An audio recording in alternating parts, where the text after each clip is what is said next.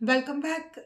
వికసిత భారత్ రామ్జీ పథకాన్ని రద్దు చేసి వ్యవసాయ కార్మికులకు 2005 చట్టాన్ని కొనసాగించాలి అని డిమాండ్ చేస్తూ నేడు వజ్రపు కొత్తూరు మండలంలో గల నగరంపల్లి పెద్దబొడ్డపాడు సచివాలయాల దగ్గర ఆందోళన జరిగాయి.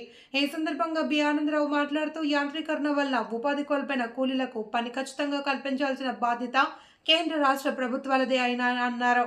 అందుకని 200 పని దినాలు రోజుకి 600 కూలీ పెంచి పని కల్పించాలి అని డిమాండ్ చేశారు. వ్యవసాయ కూలీల కొనుగోలు శక్తి పెరగడం ద్వారా దేశ ఆర్థిక పరిస్థితి మెరుగవుతుంది అని సందర్భంగా గుర్తు చేశారు. ఈ కార్యక్రమంలో N Mohan Rao, B Sugunavathi, B Lakshmi, B Padma, B Anandarao, Chinna, S పారమ్మ, కె ఏనమ్మ తదితరులు పాల్గొన్నారు.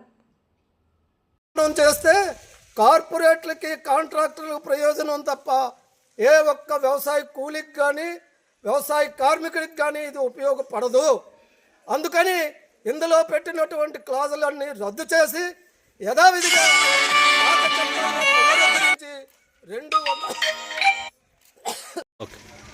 వ్యవసాయ రంగంలోకి యాంత్రీకరణ వచ్చిన తర్వాత వ్యవసాయ రంగంలో పనిచేస్తున్నటువంటి అనేక కోట్ల మందికి ఉపాధి లేక ఆందోళనలు కొనసాగిస్తే 2005న 100 రోజుల పని గ్యారంటీ కల్పిస్తూ ఉపాధి హామీ చట్టం ఆ రోజు యూపీఏ 1 ప్రభుత్వం తీసుకొచ్చింది. అట్లాంటి చట్టాన్ని మరింత పటిష్టంగా తయారు చేసి అమలు చేయవలసినటువంటి మోడీ గవర్నమెంటు ఈరోజు ఆ చట్టాన్ని పూర్తిగా రద్దు చేసి పథకంగా మార్చి ఈ కోట్లాది మంది వ్యవసాయ కూలీలు కడుపు కొట్టడానికి ఈవేళ సిద్ధపడింది. ఈవేళ జీవి రామ్జీ పేరుతో తెచ్చినటువంటి చట్టం అందులో ఉన్నటువంటి చెప్పిన అంశాలన్నీ వ్యవసాయ కూలీలకి ఉపాధి లభించే అంశాలు ఒక్కటి కనబడడం లేదు.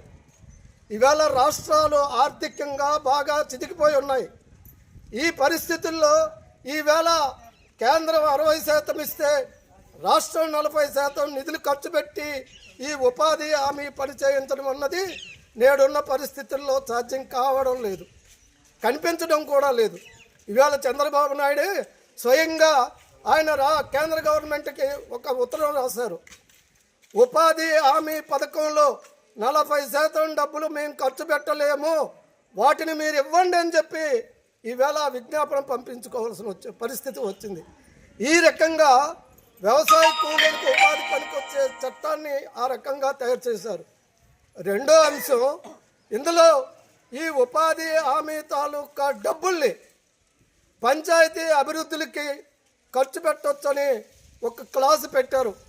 దీనివల్ల రోడ్లు, బిల్డింగులు, పని దినాల్ని 600 రూపాయల కనీస కూలీని నిర్ణయించి ఈ చట్టాన్ని పకడ్బందీగా అమలు చేయాలి. లేదు అంటే అమలు చేసే వరకు ఈ వ్యవసాయ కూలీలు, చిన్న సన్నకారు రైతులందరినీ కూడగట్టి ఈ ఉద్యమాన్ని బలోపేతం చేస్తామని ఈ సందర్భంగా హెచ్చరిస్తూ బమ్మిడి ఆనందరావు, వ్యవసాయ కార్మిక సంఘం నాయకులు.